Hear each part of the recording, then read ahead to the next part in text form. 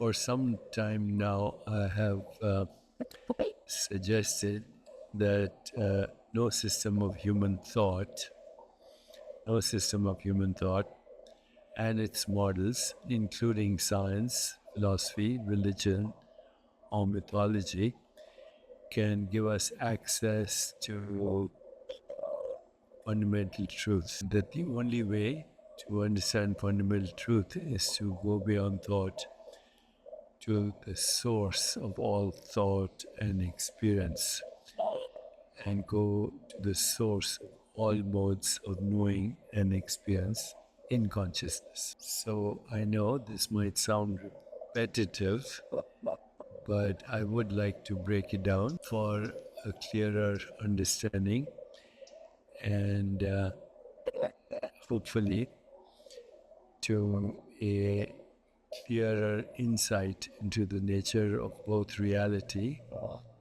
and into our own nature.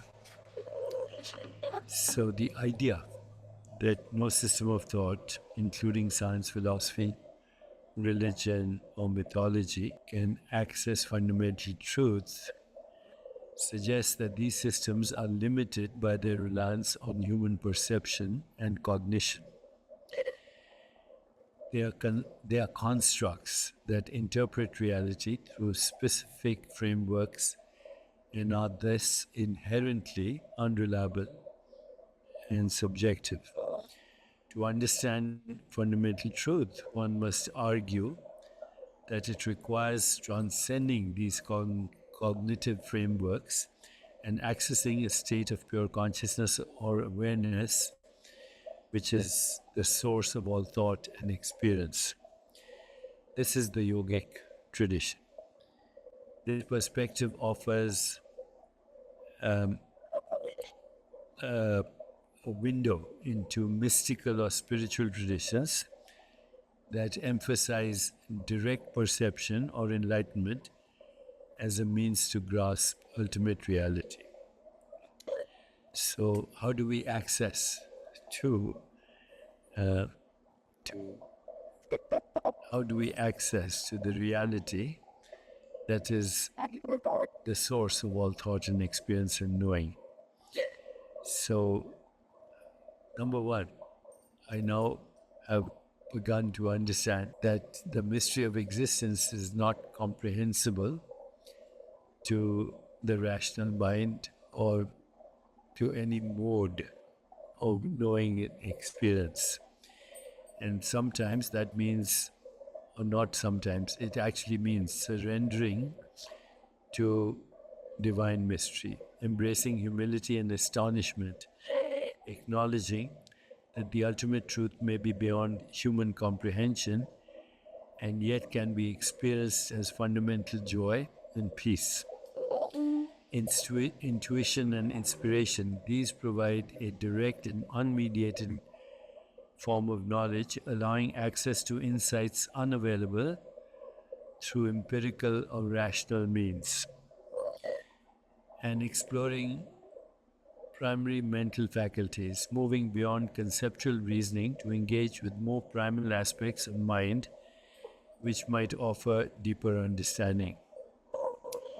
So, this, of course, involves understanding consciousness, which plays a crucial role in understanding fundamental truth by serving as the medium through which we perceive and interpret reality. It is the foundation of all experience, enabling awareness of both internal and external existence. Consciousness in this context should be understood as irreducible and fundamental, as it underlies all subjective experiences and interpretations of the universe. Philosophically, it is often seen as the basis of reality itself, suggesting that our conscious experiences shape our understanding of truth. Thus, exploring consciousness leads to a deeper insight into the nature of existence and truth. So, while philosophy provides a path to the source of thought by encouraging deep inquiry about existence, knowledge, and consciousness, Its traditions often explore the nature of reality and consciousness, offering insights that go beyond empirical science. For instance, phenomenology seeks to understand experiences as they are perceived, and this can illuminate the nature of thought itself. Additionally, philosophy provides critical thinking and self reflection, which can lead to a deeper understanding of the mind's workings and potentially reveal insights into the source of thought.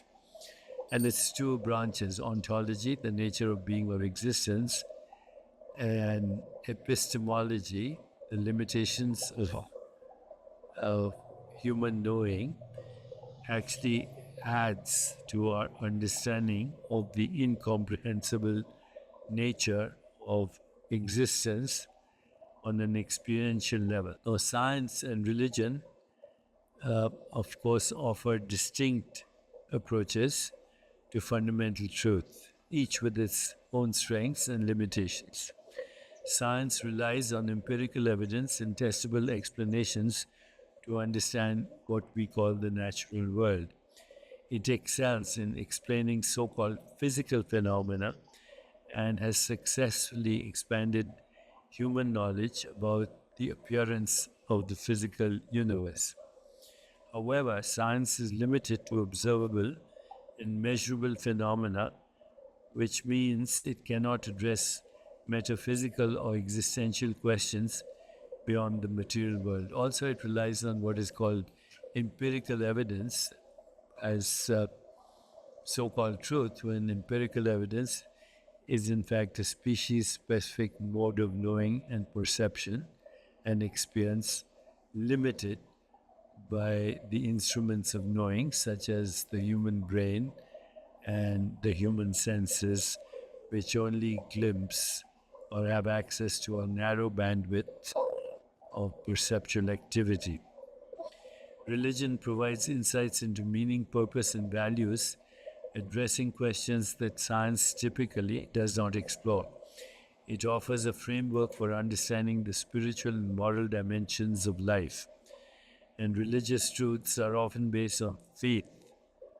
Faith is in my opinion, the inner conviction of the invisible that makes the visible possible. And then revelation, which is sometimes a direct download of insight, intuition, and truth. All spiritual religious traditions are based on revelation, which means a direct transmission of the incomprehensible, and usually in verse and melody, and often in contradiction to scientific truths. Revelation is the basis of all scriptures. And in this revelation, the common thread on existence is that fundamental reality is beyond space and time, and perceptual reality is its projection, number one. Number two, spontaneous emergence of Platonic values like truth, goodness, beauty, harmony, love, compassion, joy, equanimity, and loss of the fear of death, because the fear of death is based on provisional false identities, a question that we need to explore much more deeply in these videos, and I intend to do that. Some of it I have done before. If you're interested, we can go further, but the idea is to explore truth beyond words, but yet resorting to words. So the question is, had we not invented words or language, had we not invented the tradition of giving names to experiences, what would ultimate reality be? Because the name is given to either an object, a space-time event, or an experience, and then around the name is immense stories created by the human mind, conditioned mind, to reinforce stories as reality without questioning the origins of stories, which would be closer to truth. So, if this is interesting, I'll keep continuing. And if it is not interesting, I might still keep continuing just because I like to shoot the breeze. You can, of course, engage with my digital twin, digitaldeepak.ai, and my latest book, Digital Dharma, using AI to explore and elevate spiritual intelligence and personal well-being, is also now available.